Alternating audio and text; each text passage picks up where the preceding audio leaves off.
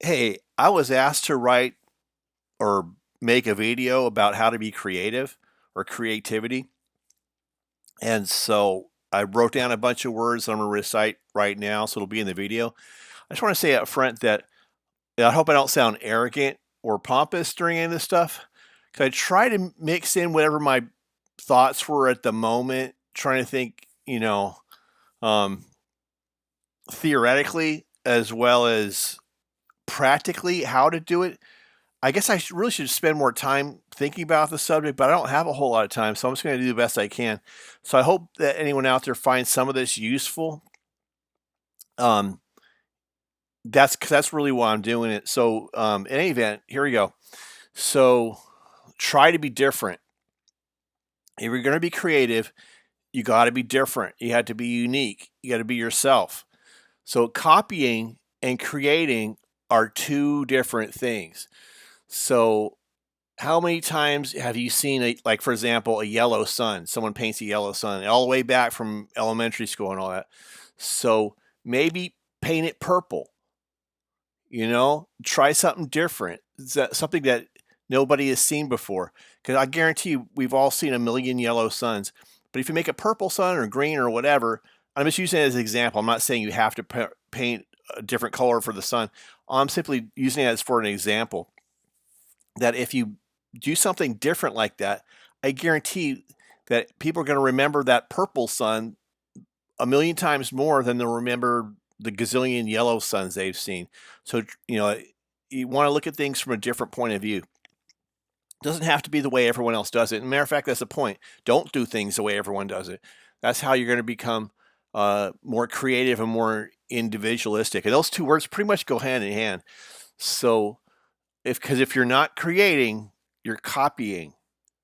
So there's a difference. All right. So if you want to become a good copier, that's a completely different thing. So look at the world in a different way. For example, if you're going to make a painting, and I do this all the time I haven't made a painting in a long time, but when I do, one of the things I like to do is turn it upside down or sideways or something. And then, because if you have a painting turned up, so let's say if you're painting something realistic like a landscape or still life or what have you, when you look at the painting straight up, your mind kind of goes to like, this is a plant, that is a tree, that is a wave on the ocean. Like your mind goes into auto mode or something. Um, but it's really not the ocean. It's not a plant. It's not a barrel of apples or something, or a portrait of a person. It's none of those things. What it really is, I think Cezanne said that it's a bunch of shapes. So when you're painting something, you're basically painting shapes. Like there's triangles and circles and rectangles, etc. So that's really all that is. It's kind of like blocking something out. So, but the trick to it is getting your mind to get away from thinking about um, the way you're trying to portray the accuracy of what you're drawing or painting or whatever versus the actual art. So if you think about it, it's really just a bunch of colors and shapes on a canvas. So sometimes to get my mind out of that way of thinking, I'll turn the painting upside down or sideways or something. Or the other thing I'll do is I'll step away from it. Maybe let's look at it close up and then let's walk away 10, 20 yards and look at it from a distance. And then when you do that, look at it from different perspectives like that, you'll notice things you didn't notice before. Like, for example, I've got a lot of empty space on the left side or things of that nature. Um, or I've got too much color, the same color in one spot. So it has like a weight to the composition. So if you have a lot of like, I don't want to, I'm just going to simplify this because I don't want to get bogged down in the details of this. But let's say, for example, you have a painting that's square and it's half black and half white.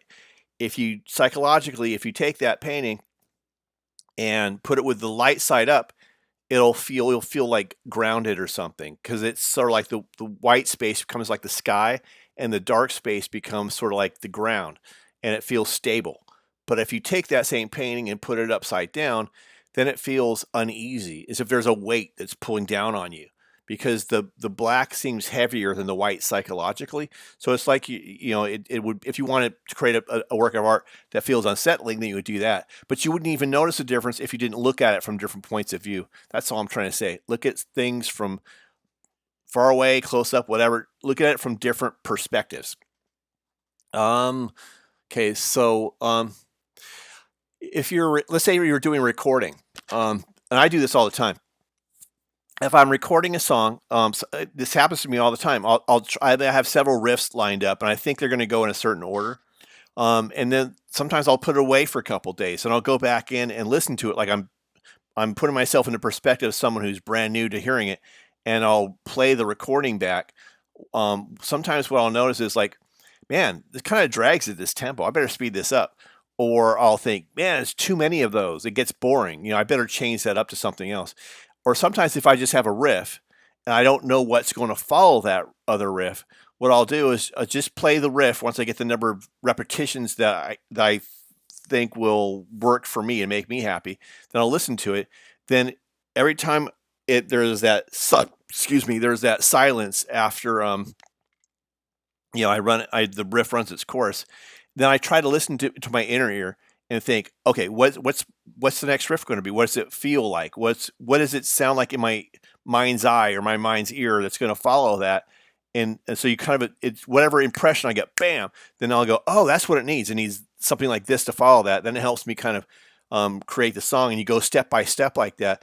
And then that's sometimes how I write a new song is from listening attentively to the empty spaces in the song and seeing what comes to my mind when it's fresh in my mind after I put it aside for a couple of days. It's kind of like the art thing.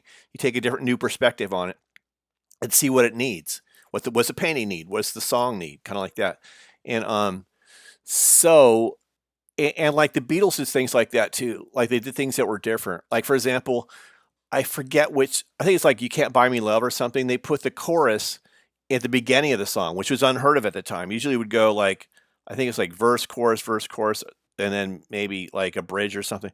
But like they did it differently. If I'm getting that backwards, forgive me, but they did that where they changed the composition, where they put the part in the song that usually doesn't lead off or start a song, and they just did it differently. Now it's a memorable song.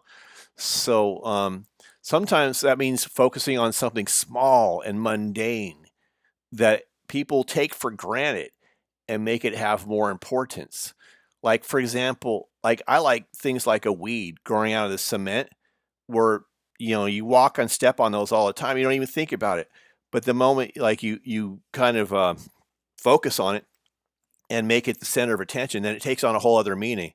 And that's one of the things I like to do is take things that are small and seem insignificant or mundane, and then make them focus in a different way. So what that does is it makes the viewer experience the weed growing out of struggling for survival out of cement, take on a whole different context that they never even thought about it before. And so it's like you're helping them see things through a different vision or eye or whatever, as you're doing the same thing yourself. So that's one of the things I do. Then it's not about me. I've only have me to reference. So I'm just trying to explain my thoughts on the matter. So I apologize if I come across as being arrogant or anything. So again, that means focusing on the small and mundane, and just try to notice things that most people don't really notice, and then bringing that into focus. So the other thing is, don't be scared to experiment. Not everything works, but you can learn from failure too. So let's say, for example, if you're used to painting seascapes or something, or you're used to writing blues songs and 12-bar blues, and you kind of hit a rut, try something different. Maybe you start out with a pattern and then change it. It doesn't even matter what it is to some extent. Just do something different and then see what happens. You know what I mean? Like I remember once I was painting a seascape down by the ocean in Santa Cruz, and I started out with blue and white paint. Because when you first start out with a canvas, a good thing to start out with is just covering the whole canvas with a color. Doesn't even, to some extent, it doesn't matter what color it is. You probably don't want to start out with black, something that intense, but some kind of color to just cover the whole thing up. That way, there's not a lot of white spaces everywhere, right? Among other things. And then from there, once you got your basic, kind of like a primer or something down, then from there, you just kind of flesh out your ideas of whatever it is you're going to paint from there. Anyway, there was a bunch of sailboats on the beach that day, and so I wanted to paint those. So I started out with white. So I started using white lines for everything to kind of this ballpark, put everything where it belongs perspective wise and whatnot. And when I did that, the thing took on a beauty of its own, because it was just blue, different colors of blue and white, and it was very abstract, but you knew what it was, so it gave a really unique experience. So that was kind of like a happy accident. So sometimes things don't exactly turn out what you thought they were, but that's okay, because sometimes it's fine the way it is, and you can overdo things too. Like sometimes, I think it's the problem a lot of people have when they're creating either a song or a sculpture or whatever, and they just keep putting too much detail, so they ruin the thing, and it becomes way overcomplicated. When at some point you need to learn to stop. Just at some point it's done. Just don't touch it anymore. Don't put any more notes on. Like a bunch of million guitar notes a second or whatever.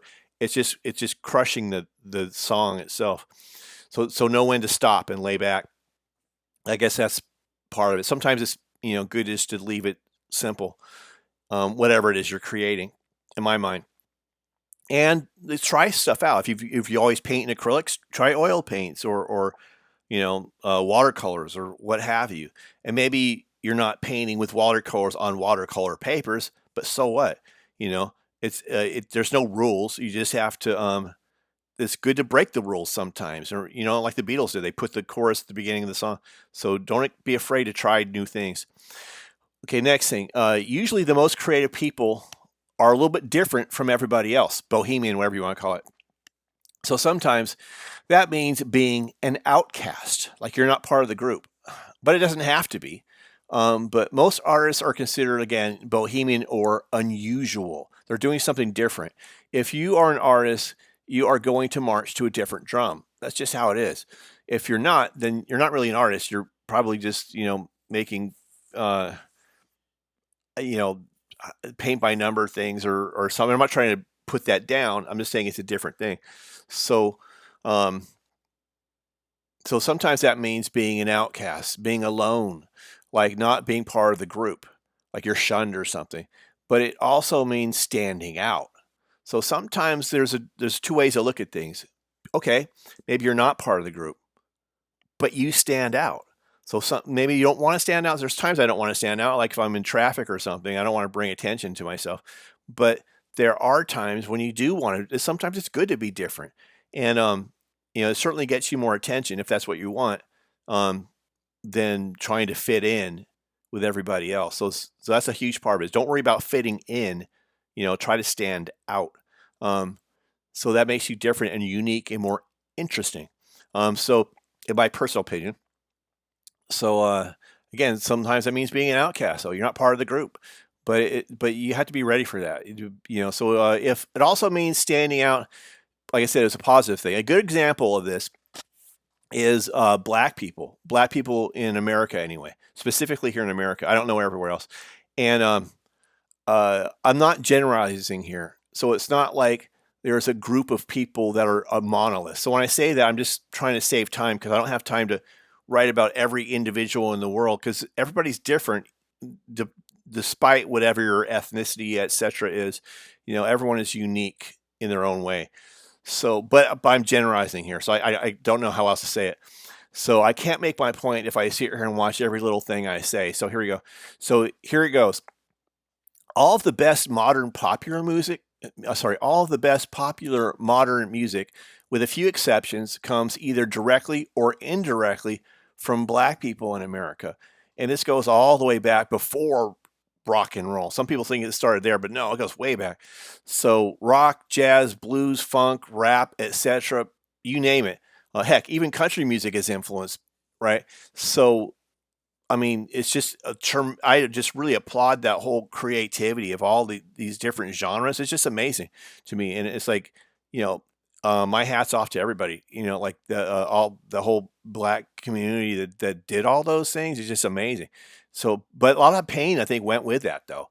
You know, so that's the other thing is that well, there's a lot of cliches about if you're an artist, then you're going to suffer in life, or true art comes from suffering or something. I don't think that it has to be the case, but it's certainly sometimes true.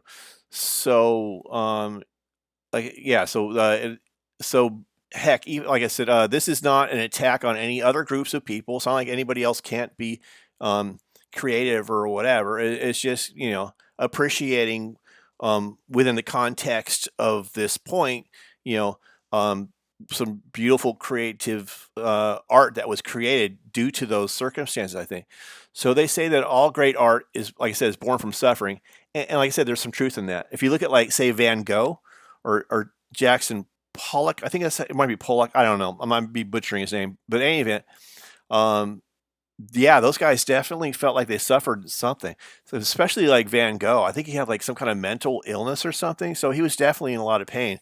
And but look at his art though. Look at that beautiful art that came about from it. You know, so so there's that. So it's a trade off, I guess. Depending on the person and their circumstances and the uniqueness of what they're trying to create.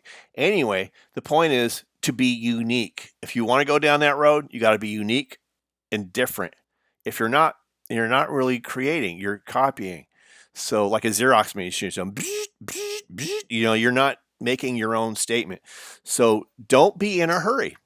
It's not something you can force. It's not like that. It's not a factory like you're spitting out ideas. Bzz, bzz, bzz.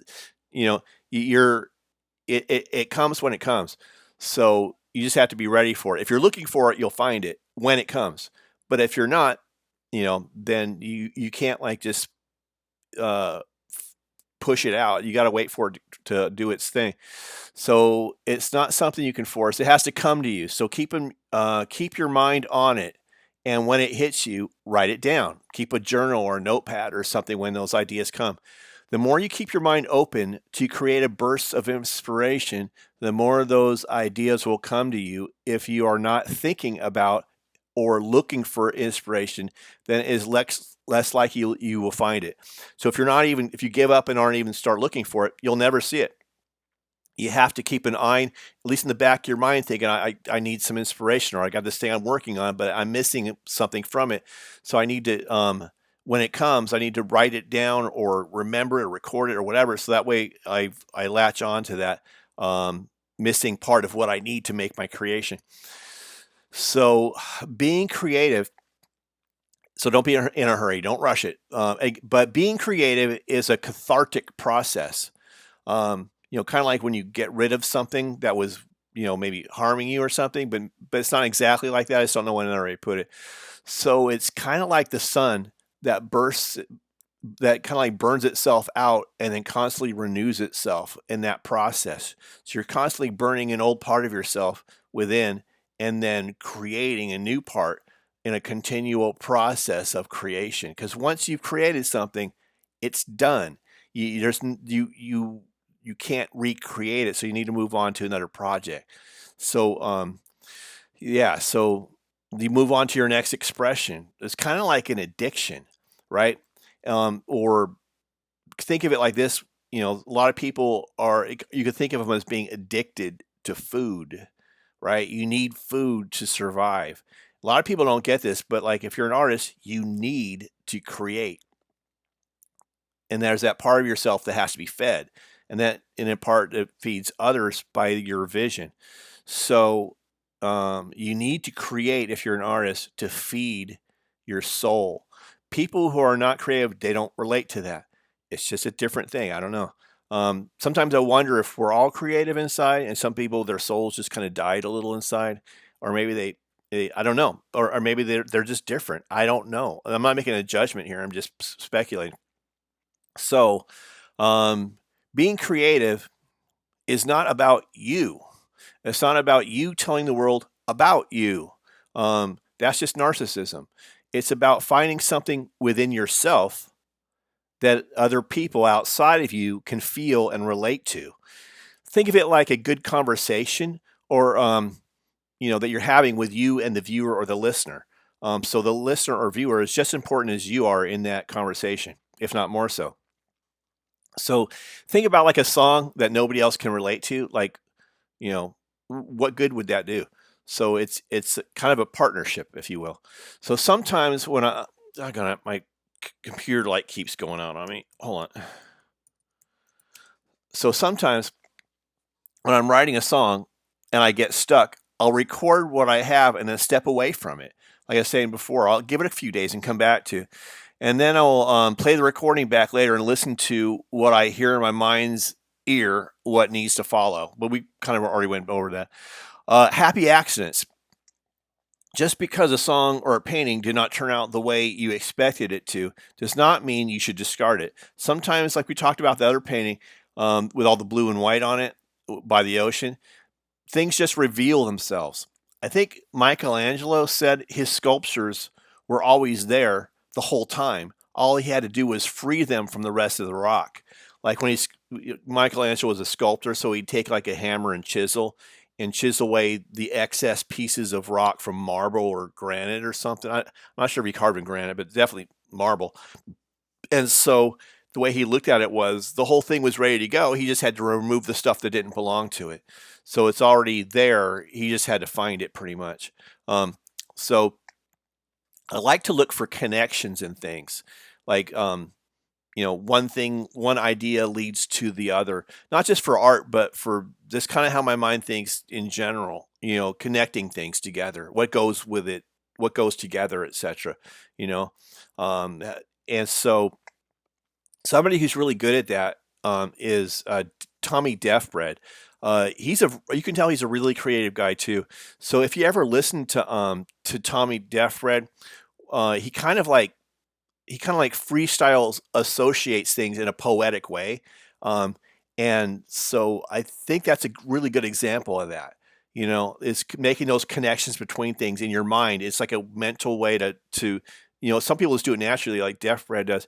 But like if you follow that pattern of trying to make associations between things, like a mouse is in the field and a mouse is by my computer, or if I get a mouse under my eye or whatever, then you kind of like it helps you. I don't know why, but it kind of connects thoughts. Somehow it helps in that process. I don't understand it. I just know it helps. So there's that. That's a practical thing. And then, so this is a kind of thinking process that you want to develop a sensitivity to, in my personal opinion, looking for associations. When I sing a song, it's kind of like acting. So there's me making those connections in my mind. Singing is like acting. They're kind of related in a way.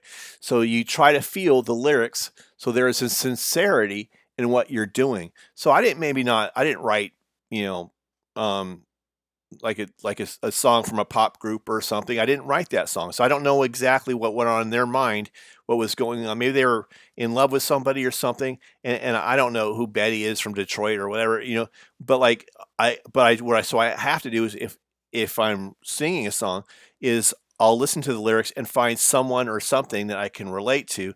That way, when I do, it doesn't sound like I'm just reciting something. It becomes more personal. So you go inward to bring the emotion outward, that listeners can appreciate the honesty in that. So even if you're not the greatest singer in the world, but you're singing with honesty and of truthful emotion, then people can at least relate to that. So I like nice, quiet, thoughtful times alone, though. That's a good strategy to be inspired. If you're hanging out with a bunch of people all the time, it's kind of like a cacophony of sounds and things, and it gets a lot harder because then you start focusing on everybody else, and you can't have that inner, you know, search or quest for inspiration that way. I mean, maybe you'll think about it later and it'll lead to a song or something. I can see that. But right when you're in that moment, that's really difficult. But what you can do is keep your open mind because you're always looking for things that inspire you. And like, so maybe you're in some weird conversation like that. Like I get that a lot on YouTube where you end up in this boring conversation with someone who's trying to be the know-it-all. you know. And I don't know if you guys go through that. I don't know how subtle your perceptions are of other people, but for me, I pick up on everything. So like I get into one of those conversations with somebody. Honestly, it just kills my soul to have to sit through that. But regardless, when you're doing that, maybe that leads to some other thought you have in your head, and so you want to get it out. So maybe it's something that even the most bumbling idiot can say something, and then maybe the way they said it inspires you. Like for example, like with the Beatles, um, Ringo Starr said they were talking about like how they were touring, and he one of the things he said, yeah, it's been a hard day's night. And then when Paul McCartney heard that, he was like, "Yeah, that's great. That's genius. I'll add that to the lyrics." And voila. So you know, you can be having conversations with anybody and still be inspired. Sometimes maybe it'd be better than that because maybe they're, the way they communicate, they're just putting words together that normally wouldn't work, but poetically maybe it makes sense or something. Um, so yeah, there's that. So be ready to be inspired by opposites or similarities to bring new ideas. Be different, be different, be different. Look at the painting upside down and sideways. Maybe do the opposite of something. Try mixing things, mixing colors that you normally wouldn't mix together. Maybe try paints you normally don't paint with. That aren't even meant for painting, like latex or something. Like you're gonna paint your house with it, but you're gonna use those in an artistic way. Maybe do something someone told you not to, just to see what happens. Speed the song up, slow it down, try different chord voicings, like try just different stuff on the guitar you've never done before. You know what I mean? Just to see where it leads you to, right? Even if you're not, um, don't have musical theory training, etc. It still might inspire you to do something in your own way, and that's okay. So that you just make up whatever you have to do to be different, be different, be different. Switch the words around. If you wrote lyrics, try them different ways. Switch their positions in the song. Switch the music notes around.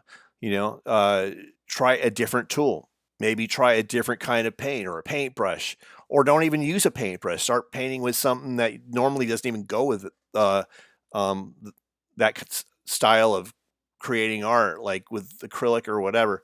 Um, so, if you play guitar, maybe try a mandolin. And you don't even know how to play mandolin. Sometimes that's better because in that way, when it's going to be fresh to you. It's like this whole blank road you've never been on before with terrain and plant life that you've never even seen. It's kind of like when I remember when I like not too long ago we went, well, I should say like a long time ago, I went and saw a movie called Avatar, and that's just one of a million. But when you go in the movie, when you see it for the first time, it takes you to this whole world that you've never been before. So it kind of opens up your mind to be more ready to take in information instead of trying to control everything and tell people what to do. You're receptive to things, and you draw those experiences in, and so that's the way a musical instrument is to some extent, depending on what it is, because like mandolin's not that different than a guitar in some respects. So, as long as you know the tuning, then you can kind of fiddle around with it, which I did personally, and then it helps you to travel down a path that you normally wouldn't go down. You know, so also I'm saying experiment, try different stuff. So art and music do not have to be complicated. That's the other thing people get wrong. They think that the most important note in music is the one you play the fastest, and if you can play 10 notes, then play a million notes, and somehow that's going to make it better.